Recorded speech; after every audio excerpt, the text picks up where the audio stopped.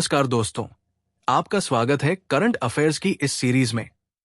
आज के वीडियो में हम बात करेंगे 17 मार्च 2025 की समसामयिक घटनाओं की और उन पर पूछे जाने वाले संभावित प्रश्नों की। आइए देखते हैं इन प्रश्नों को। आज का पहला प्रश्न है, WPL 2025 का खिताब किस टीम ने जीता? अ. Delhi Capitals Women. B. Royal Challengers Bangalore Women. C. Mumbai Indians Women. D. इनमें से कोई नहीं। उत्तर है सी, मुंबई इंडियंस वुमेन। महिला प्रीमियर लीग WPL 2025 का फाइनल मुकाबला शानदार प्रदर्शन के साथ मुंबई इंडियंस वुमेन ने जीता। इस जीत के साथ उन्होंने WPL में अपना दूसरा खिताब हासिल किया। टीम की कप्तान हरमनप्रीत कौर ने बेहतरीन कप्तानी की और खिलाड़ियों ने शानदार खेल दिखाया। फाइनल मुकाबले में उन्होंने विपक्षी टीम को हराकर खिताब अपने नाम किया। इस टूर्नामेंट में मुंबई इंडियंस की टीम ने शुरुआत से ही दमदार प्रदर्शन किया और लीग चरण से लेकर फाइनल तक शानदार खेल दिखाया। दूसरा प्रश्न है, किस संस्थान ने RBI को डिजिटल ट्रांसफॉर्मेशन अवार्ड 2025 से सम्मानित किया? अ. विश्व बैंक। बी. अंतर्राष्ट्रीय मुद्रा कोष। C. Central Banking London. D. Bank for International Settlements. उत्तर है सी, सेंट्रल बैंकिंग लंदन।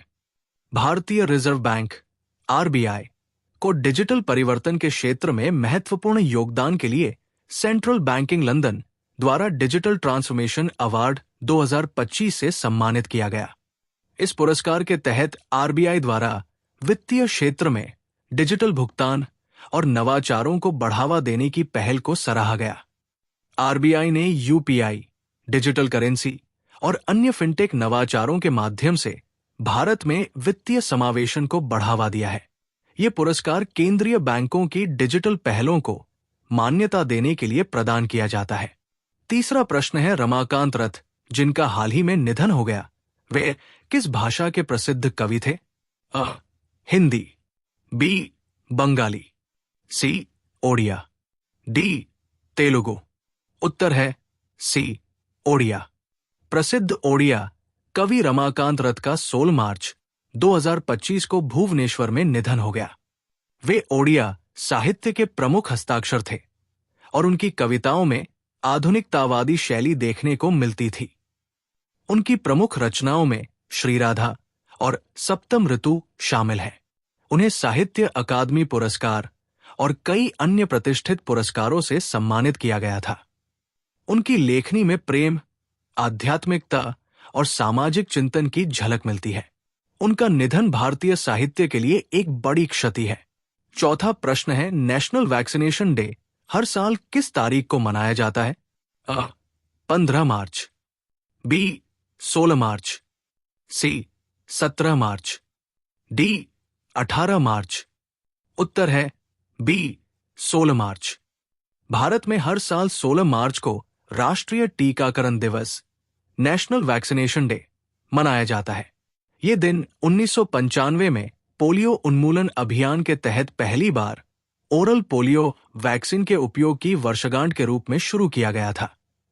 इस दिन का उद्देश्य टीकाकरण के महत्व को जागरूक करना और विभिन्न बीमारियों के खिलाफ टीकों के उपयोग को प्रोत्साहित करना है। भारत ने पोलियो के उन्मूलन में महत्वपूर्ण सफलता हासिल की है और ये दिवस टीकाकरण अभियानों की सफलता का प्रतीक है। पांचवा प्रश्न है, विश्व उपभोक्ता अधिकार दिवस हर साल किस तारीख को मनाया जाता है? अ. 14 मार्च। बी. 15 मार्च। सी. 16 मार्च। डी. 17 मार्च। उत्तर है बी. 15 मार्च। हर साल 15 मार्च को विश्व उपभोक्ता अधिकार दिवस, वर्ल्ड कंज्यूमर राइट्स डे, मनाया जाता है। इस दिन का उद्देश्य उपभोक्ताओं के अधिकारों की सुरक्षा और जागरूकता को बढ़ावा देना है। यह दिवस 1983 से मनाया जा रहा है और उपभोक्ता संरक्षण को मजबूत करने के लिए वैश्विक स्तर पर महत्वपूर्ण है। इस वर्ष का विषय थीम उपभोक्ताओं की सुरक्षा और उनके अधिकारों की रक्षा को बढ़ावा देने पर केंद्रित था। छठवां प्रश्न है, रीकैप ISC के 7वें कार्यकारी निदेशक के रूप में किसे नियुक्त किया गया है? A. K Natarajan, B. V D. Chaphekar, C. Pankaj Joshi, D. S. Elthausen. उत्तर है B. V D. Chaphekar. Recap ISC, Regional Cooperation Agreement on Combating Piracy and Armed Robbery Against Ships in Asia एक अंतर्राष्ट्रीय संगठन है जो समुद्री सुरक्षा को मजबूत करने के लिए काम करता है। वी.डी. चाफेकर को इसके 7वें कार्यकारी निदेशक के रूप में नियुक्त किया गया है। वे समुद्री सुरक्षा और रक्षा क्षेत्र में व्यापक अनुभव रखते हैं। उनकी नियुक्ति से संगठन की क्षमताओं को और मजबूती मिलेगी। 7वां प्रश्न है, हॉकी इंडिया के वर्ष 2024 के सर्वश्रेष्ठ पुरुष खिलाड़ी का पुरस्कार किसे मिला? अ. पी.आर. श्रीजेश, बी. मनप्रीत सिंह, सी. हरमनप्रीत सिंह, डी. अमित रोहिदास। उत्तर है सी. हरमनप्रीत सिंह।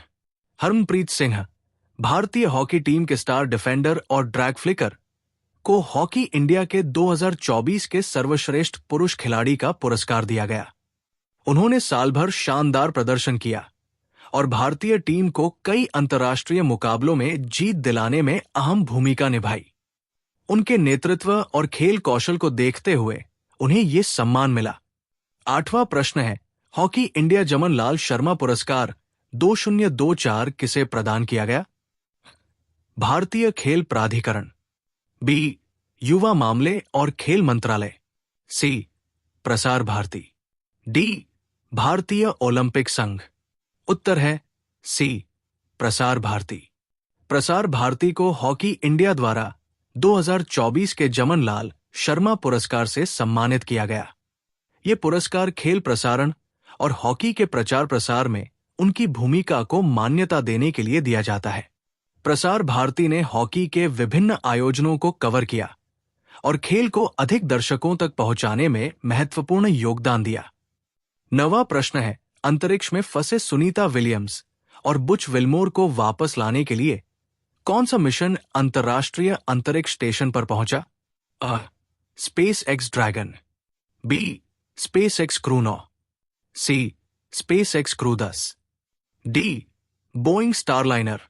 उत्तर है C. SpaceX Crew 10। SpaceX Crew 10 mission को अंतर्राष्ट्रीय अंतरिक्ष स्टेशन ISS पर भेजा गया था ताकि वहां फंसे अमेरिकी अंतरिक्ष यात्री सुनीता विलियम्स और बुच विल्मोर को वापस लाया जा सके। तकनीकी खराबी के कारण उनकी वापसी में देरी हुई थी, लेकिन ये मिशन उन्हें सुरक्षित पृथ्वी पर लाने के लिए सफलतापूर्वक भेजा गया। 10वां प्रश्न है, किस शहर में खेल मंत्री मांडविया ने fit India Sunday on cycle कार्यक्रम का नेतृत्व किया? अ. मुंबई, बी. दिल्ली, सी. अहमदाबाद, डी. बैंगलोर। उत्तर है सी. अहमदाबाद। खेल मंत्री मनसुख मांडविया ने अहमदाबाद में fit India Sunday on cycle कार्यक्रम का नेतृत्व किया। इस पहल का उद्देश्य स्वस्थ जीवन शैली को बढ़ावा देना और लोगों को नियमित रूप से व्यायाम के प्रति जागरूक करना था। साइकिलिंग जैसे सरल व्यायाम से फिटनेस को बनाए रखा जा सकता है। 11वां प्रश्न है, न्यायमूर्ति जॉयमाल्या बागची को किस पद पर नियुक्त किया गया है? भारत के मुख्य न्यायाधीश, बी. भारत के सर्वोच्च न्यायालय के न्यायाधीश, सी. भारत के अटॉर्नी जनरल, डी. लोकपाल। उत्तर है बी. भारत के सर्वोच्च न्यायालय के न्यायाधीश। न्यायमूर्ति जॉयमाल्या बागची को भारत के सर्वोच्च न्यायालय के न्यायाधीश के रूप में नियुक्त किया गया है। वे पहले विभिन्न उच्च न्यायालयों में न्यायाधीश के रूप में सेवा दे चुके हैं और कानूनी मामलों में गहरी विशेषज्ञता रखते हैं।